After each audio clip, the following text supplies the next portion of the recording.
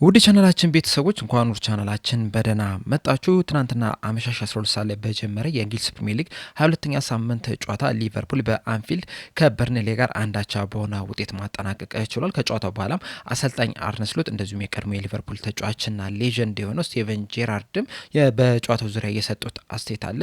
ይህንንም በዛሬው ቆይታችን የምንመለከት ይሆናል። እስከ መጨረሻው ደቂቃ ድረስ አብራችሁን ቆይታችሁ ፕሮግራሙን እንድትከታተሉት በአክብሮት እጋብዛለሁ። በዚህ በሰጡት አስተያየት ዙሪያም ያላችሁን ሀሳብ እንዳለ ኮሜንት ሴክሽን ላይ በመጻፍ እንድታሳውቁኝ ሰብስክራይብ፣ ላይክ፣ ሼር እያደረጋችሁም የቻናሉ ቤተሰብ እንድትሆኑ በአክብሮት እጠይቃለሁ። እንደዚሁም ደውሏን በመጫን ሁልጊዜ ወደ እናንተ አዳዲስ መረጃዎችን ይዤ ስመጣ ቶሎ እንዲደርስ ማድረግ ትችላላችሁ። አሁን በቀጥታ ወደ ያስኩላችሁ ጉዳዮች ማመራ ይሆናል። አብራችሁኝ ቆዩ። በመጀመሪያ ደረጃ ግን ለመላው የክርስትና እምነት ተከታዮች ዛሬ ለሚከበረው የከተራ በዓል እንኳን በሰላም አደረሳችሁ። በዓሉም የሰላም የጤና የፍቅር እንዲሆንላችሁ ከልብ እመኛለሁ። አሁን በቀጥታ ወደ ያስኩላችሁ ጉዳዮች ማመራ ይሆናል። አብራችሁኝ ቆዩ። በመጀመሪያ የምንመለከተው ግን ወደ ሊቨርፑል ከማቅጣናታችን በፊት ትናንትና የተደረገ የአፍሪካ ዋንጫ የደረጃ ጨዋታ ነበረ። በዛ ደረጃ ጨዋታም ግብጽ ከናይጄሪያ ጋር ተገናኝተው ነበረ። በዚህ ጨዋታ ላይም በ120 ደቂቃ ምንም ጎል ሳያስቆጥሩ 0-0 በሆነ ውጤት ማጠናቀቅ ችለውም ነበረ። ሶስተኛ ደረጃ ይዞ የሚያጠናቅቀውን ቡድን ለመለየት በተደረገ የመለያ ምትም ናይጄሪያ ግብጽን 4-2 በሆነ ውጤት በማሸነፍ ሶስተኛ ደረጃን ይዛ ማጠናቀቋን አረጋግጣለች። በዚህ የመለያ ምት ላይም መሐመድ ሳላህም የተሰጠውን የመለያ ምትም ሳያስቆጥር ቀርቷል።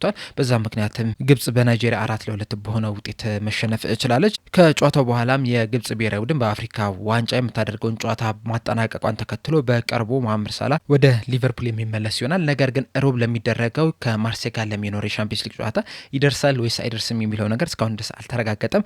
ነገር ግን በቀጣይ በፕሪሚየር ሊጉ በሚኖረው ጨዋታ ላይ ግን በእርግጠኝነት ወደ ሜዳ ይመለሳል ተብሎ ይጠበቃል። ትናንትና ሊቨርፑል ወዳደረጉት ጨዋታ ስንመለስ እንደሚታወቀው 12 ሰዓት አመሻሽ ላይ በጀመረው የእንግሊዝ ፕሪሚየር ሊግ የ22ኛ ሳምንት ጨዋታ ሊቨርፑል በአንፊልድ ከበርንሌ ጋር አንዳቻ በሆነ ውጤት ማጠናቀቅ ይችላል። ይህም በጣም የሚያናደድ ጨዋታ ምን የነበረው በተለይ የመጀመሪያው አጋማሽ ላይ ሊቨርፑል ይዞት የነበሩትን ብልጫ ስንመለከት ሁለተኛው አጋማሽ ላይ ተጨማሪ ጎሎችን አስቆጥሮ በሰፊ የጎል ልዩነት ያሸንፋሉ የሚል ግምት ነበር። ነገር ግን ያንን ሳያደርጉ ቀርቷል። ይህንንም በተመለከተ እንግዲህ የኔን ማች ሪያክሽን ትናንትና ከጨዋታው በኋላ ሰርቼላችሁ ነበረ። ያንን ካልተመለከታችሁ መለስ ብላችሁ እንድትመለከቱት በአክብሮት እጠይቃለሁ። አሁን ላይ ግን የአሰልጣኙንና ስቲቨን ጄራርድ ከጨዋታ በኋላ የሰጡትን አስተያየት ስንመለከት በመጀመሪያም አሰልጣኝ አርነ ስሎት የሰጡትን አስተያየት ስንመለከት በአጠቃላይ በጨዋታው ዙሪያ በሰጡት አስተያየት ጨዋታው የሚያናድድ ጨዋታ ነው ነበር። በተለይ ውጤቱን ከተመለከተን በጣም የሚያናድድ ነበር። ነገር ግን ደግሞ እንደዚህ አይነት የሚያናድዱ ጨዋታዎች ለመጀመሪያ ጊዜ አይደለም እየተመለከትን የምንገኘው በዚህ ሲዝን።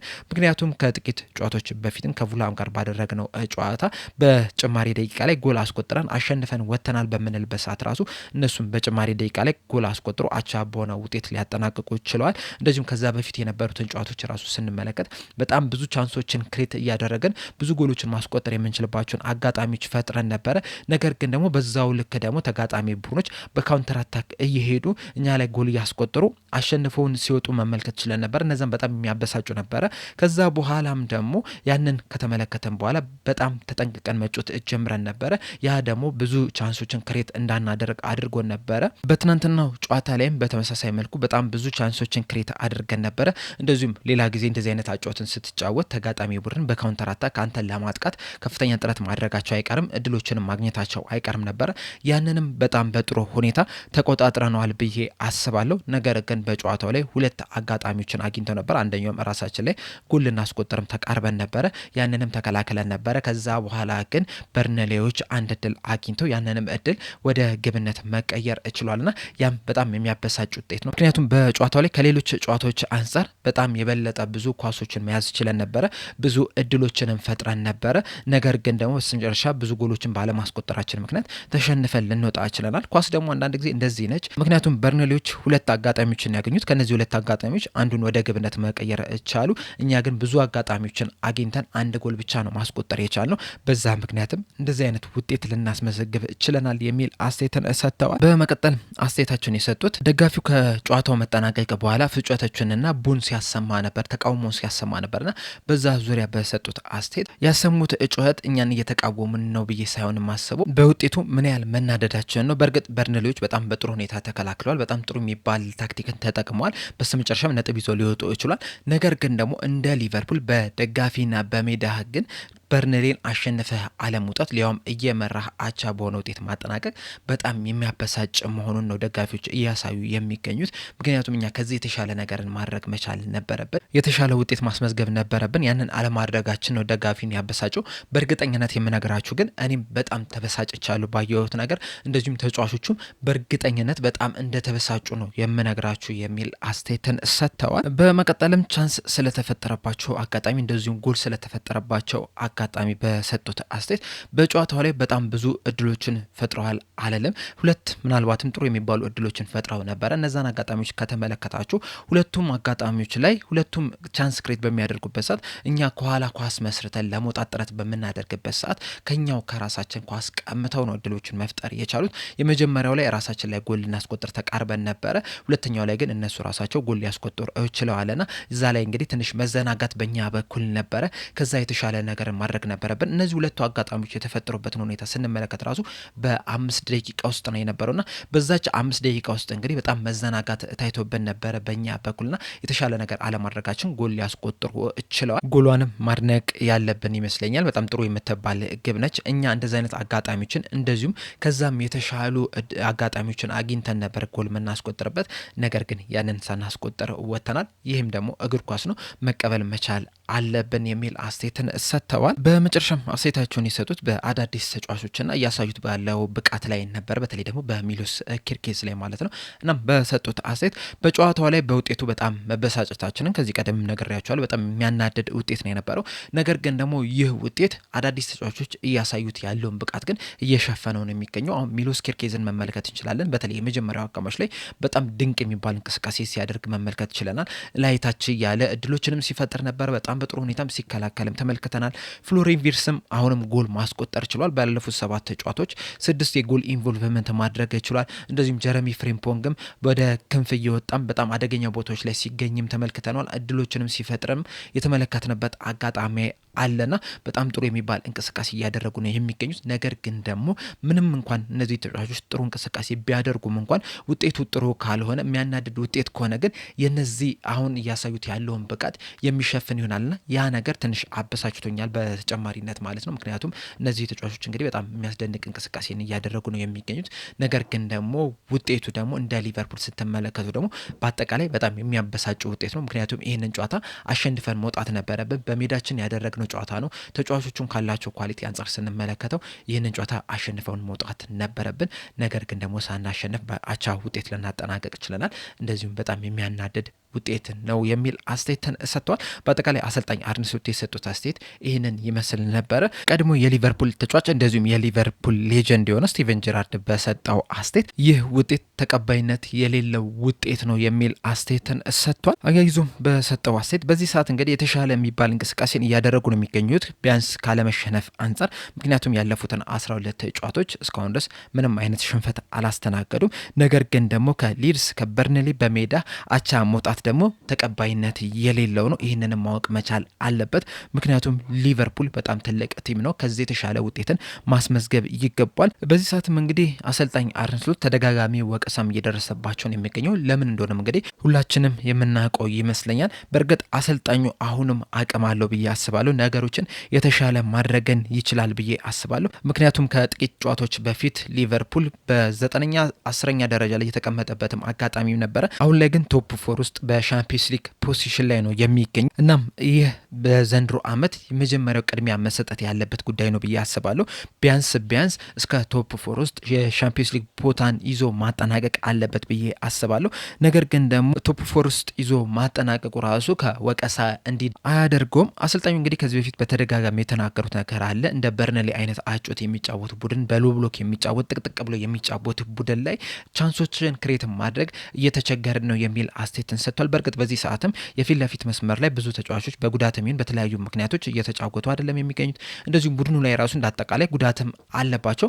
ያንን ነገር አክሰፕት ላደርገው ይችላሉ። ነገር ግን ደግሞ እንደ ምክንያት ማስቀመጥ አይገባንም። ምክንያቱም የገነባው ቡድን እንደዚሁም ደግሞ ከየርገን ክሎፕ የተቀበለው ቡድን ራሱ ከዚህ የተሻለ ነገርን ማድረግ ይችላል። ጉዳቶች ቢኖርበት ራሱ የተሻለ ውጤትን ማምጣት የሚችል በጣም ጥሩ ተጫዋቾች በቡድኑ ውስጥ አሉ። እነዚህን ሎ ብሎክ ጥቅጥቅ ብሎ የሚከላከሉ ቡድኖችን አስከፍቶ ጎል ማስቆጠር የሚያስችላቸው አቅም ያላቸው ኳሊቲ ያላቸው ተጫዋቾች በቡድኑ ውስጥ አሉ የሚል አስተያየትን ሰጥቷል። በተጨማሪ በሰጠው አስተያየት ሁልጊዜም በሜዳ 1-0 እየመራ ከሆነ ሁልጊዜም ቢሆን ጎል ሊቆጠር የሚችልበት አጋጣሚዎች እንዳሉ መረዳት መቻል አለበት። በተለይ ደግሞ ስሎፒ በሆኑ ስህተቶች ወይም ቀላል በሆኑ ስህተቶች እንደዚሁ መታረም በሚችሉ ስህተቶች ጎል ሊቆጠርብህ እንደሚችልና ነጥብ ልጥል እንደሚችል መረዳት መቻል አለብና በዛ ምክንያትም በጥንቃቄ መጮት መቻል አለብና አሰልጣኝ አርነ ስሎት ሮብ ከሚደረገው የሻምፒዮንስ ሊግ ጨዋታ በፊት በጣም ከባድ የሆነ ሳምንት ሊያሳልፉ ይችላሉ የሚል ሀሳብ አለኝ የሚል አስተያየትን ሰጥቷል። ስቲቨን ጀራርድ እንግዲህ ከጨዋታው በኋላ የሰጠው አስተያየት ይህንን ይመስል ነበረ። እውነት ነው አሰልጣኝ አርነ ስሎት ከዚህ የተሻለ ነገርን ማድረግ ነበረባቸው። በጣም ኳሊቲ ያላቸው ተጫዋቾች በቡድን ውስጥ አሉ። ምናልባትም የርገን ክሎፕ ሊቨርፑልን ሲረከብ ከነበሩ ተጫዋቾች አንጻር ስንመለከተው አሁን ላይ ያሉ ተጫዋቾች በጣም ኳሊቲ ያላቸው ተጫዋቾች ናቸው። እነዚህ ኳሊቲ ያላቸውን ተጫዋቾች ደግሞ እንዲያሸንፉ ማድረግ፣ ትክክለኛውን ታክቲክ መስጠት፣ ትክክለኛውን አመራር መስጠት የአሰልጣኝ አርነ ስሎት ዋና ስራ ነው። በእርግጥ ተጫዋቾቹ ራሱ የሚወቀሱ ናቸው። ምክንያቱም እንደዚህ አይነት ስሎፕ የሆኑ በጣም ትንሽ የሚባሉ ስህተቶችን ወደ ጎል ሊያመሩ የሚችሉ ስህተቶችን እየሰሩ የሚገኙት ተጫዋቾቹ ናቸው። እንደው ከጎሏ በፊት ራሱ ኮናቴ የሰራውን ስህተት ሁላችንም መመልከት ይችለናል። ያንን መቅረፍ ነበረባቸው። ነገር ግን እኔ አሰልጣኙን መወቅሳቸው ራሱ እንደዚህ አይነት ስህተቶች ሲፈጠሩ ያችን 5 ደቂቃ ነግሬያቸዋለሁ ትናንትና ከጨዋታው በኋላ ከ59ኛው ደቂቃ እስከ 65ኛው ደቂቃ ድረስ በርንሌዎች የተሻለ ሲንቀሳቀሱ ነበረ። ሊቨርፑሎች ከኋላ መስርተው መውጣት ሲቸገሩ መመልከት እችለናል። ከዛ ደቂቃ በፊት ራሱ አንዳንድ ምልክቶችን ስንመለከት ነበርና በዛ ሰዓት ቢያንስ የሆነ ለውጥን ማድረግ ነበረባቸው። መሀል ሜዳ ላይ ተጫዋች መቀየር ነበረባቸው። ምናልባት አጥቂውን አስወጥቶም መሀል ሜዳ ላይ ተጨማሪ የመሀል ስፍራ ተጫዋች ቢያስገቡ ራሱ አንድ ውሳኔ ሊሆን ይችል ነበርና ብቻ የሆነ ለውጥ ማድረግ ነበረባቸው። ያንን ነገር ለውጥ አለማድረጋቸው በስተመጨረሻም 2 እድሎች ተፈጥረው ከሁለቱ እድሎች ደግሞ አንዷ ወደ ግብነት ልትቀየር እችላለችና ያንን ውሳኔ አለማስተላለፍ ደግሞ የአሰልጣኝ አርነ ስሎት ትልቁ ስህተት ነው። ተጫዋቾቹ የተሳሳቱት እንዳለ ሆኖ ማለት ነው። ተጫዋቾችም ጎል ማስቆጠር ነበረባቸው። የተሻለ ነገርን ማድረግ ነበረባቸው። ውሳኔያቸው ላይ የተሻሉ ውሳኔዎችን ማስተላለፍ ነበረባቸው። ያንን አለማድረግ የተጫዋቾቹ ስህተት ነው። እነዚህ ተጫዋቾች ደግሞ በጥሩ ሁኔታ እንዲንቀሳቀሱ ጥሩ ታክቲክን በማስመዝገብ ደረጃ ቡድኑን በመምራት ደረጃ እንዳይዘናጉ በማድረግ ደረጃ ደግሞ ዋነኛው ተወቃሽ አሰልጣኝ አርነ ስሎት ናቸው። ይህንንም ነገር እንግዲህ ባለፉት ጨዋታዎች ላይ በደንብ መመልከት ይችለናል። በዚህ ሲዝን በተደጋጋሚ የተመለከትነው ነገር ነው። ከመጀመሪያው ጨዋታ ከበርንማውዝ ጋር ካደረጉት ጨዋታ ጀምሮ ሊቨርፑሎች ምርጥ ሆነው የተጫወቱት ምናልባት 2 ወይ 3 ጨዋታ ላይ ቢሆን ነው። ሌሎቹ ጨዋታዎች ላይ ግን ምናልባትም ሙሉ ለሙሉ ሊሸነፍ የሚችሉበትም አጋጣሚም አግኝተው ነበረ። ነገር ግን የተወሰኑትን አሸንፈው ሊወጡ ይችላል። ያለፉትን 12 ጨዋታዎች እንግዲህ ሊቨርፑል ምንም አይነት ሽንፈት አላስተናገደም። ነገር ግን ደግሞ ባለፉት 4 የፕሪሚየር ሊግ ጨዋታዎች ላይ ምንም አይነት ድልም ማስመዝገብም አልቻለም። ከሊድስ ጋር አቻ በሆነ ውጤት ነው ያጠናቀቀው። ከፉልሃም ጋር አቻ በሆነ ውጤት ነው ያጠናቀቀው። ከበርንሌ ጋር አቻ በሆነ ውጤት ነው ማጠናቀቅ ይቻሉ። ከአርሰናል ጋር ጥሩ ተንቀሳቅሷል። በእነዚህ 3 ጨዋታዎች ላይ ግን ማሸነፍ ነበረባቸው። የተሻለ ውጤት ማስመዝገብ ነበረባቸው። ምናልባት እነዚህ 3 ጨዋታዎች አሸንፈው ቢሆን ኖሮ ከአርሰናል ጋር ያላቸው የነጥብ ልዩነት ራሱ መጥበብ ይችል ነበር። አሁን ላይ 14 የነጥብ ልዩነት ነው ያለው። ምናልባት እነዛን 3 ጨዋታዎች አሸንፈው ቢሆን ኖሮ ወደ 8ም ዝቅ ይል ነበረ። ከዛ በፊት የነበሩትንም ጨዋታዎች ስንመለከት ነጥብ የጣሉባቸው ማሸነፍ የሚችሉትን ጨዋታዎች ላይ አሸንፈው ወጥተው ቢሆን ኖሮ በዚህ ሰዓት ከአርሰናል ጋር ያላቸው የነጥብ ልዩነት ምናልባት 6 ካልሆነም 4 ወይ 3 ሊደርስ የሚችልበትም እድል ነበረ። ነገር ግን ያገኟቸውን አጋጣሚዎች አለመጠቀማቸው፣ ጥሩ እንቅስቃሴ አለማድረጋቸው ሊቨርፑል አሁን ላለበት ደረጃ እንዲደርስ አድርጎታል። አሁን እንግዲህ ከተከታዮቹ ከነ ቼልሲ ከነ ማንቸስተር ዩናይትድ ያለው የነጥብ ልዩነት ራሱ በጣም ጠቦ ነው እየተመለከት ነው የምንገኘውና ከዚህ በኋላም ሊቨርፑሎች አንድ ውሳኔ የማይወስኑ ከሆነ አሰልጣኙ እንዲሰናበት የማያደርጉ ከሆነ ይህንን ነገር ተመሳሳይ ነገር ከዚህ በኋላም በሚኖሩ ጨዋታዎች የምንመለከት ይሆናል። ምናልባትም በቀጣይ የፕሪሚየር ሊግ ጨዋታ ላይ እንደዚሁ ሊቨርፑሎች የማያሸንፉ ከሆነ የደረጃ ሰንጠረጃቸው ከ4 ወደ 8-9 ደረጃ ዝቅ ሊሉ የሚችሉበትም እድል አለ ብዬ ነው የማስበውና ሊቨርፑሎች አሁንም ለውጥ ማድረግ መቻል አለባቸው። እናንተስ በዚህ ዙሪያ ያላችሁ ሀሳብ ምንድነው? ኮሜንት ሴክሽን ላይ በመጻፍ አሳውቁኝ። ለአሁን እዚህ ላይ ያበቃው። በቀጣይ በሌላ እስከምንገናኝ ድረስ ሰብስክራይብ፣ ላይክ፣ ሼር ማድረግ እንዳትረሱ። ቸር ያቆየን።